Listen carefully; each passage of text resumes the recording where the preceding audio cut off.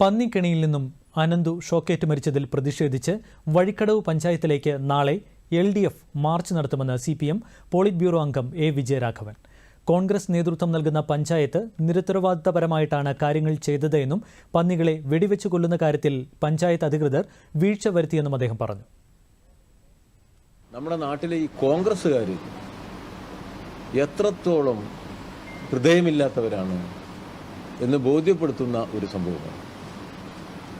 ഒരു മരണമുണ്ടായാൽ ആ മരണത്തെ രാഷ്ട്രീയ ലാഭത്തിന് ഉപയോഗിക്കുക എന്ന ഹീനമായ പ്രവർത്തനമാണ് കോൺഗ്രസ് നടത്തിയത്.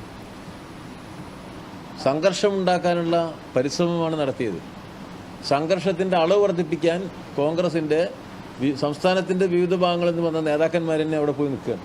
അവർ ലക്ഷ്യമിടുന്നത് അപകട മരണത്തെ പോലും രാഷ്ട്രീയ ആവശ്യത്തിന് ഇടതുപക്ഷ ഗവൺമെൻറ്റിനെതിരായും നമ്മുടെ മുഖ്യമന്ത്രിക്കെതിരായും ഉപയോഗിക്കുന്നു എന്നുള്ളതാണ്.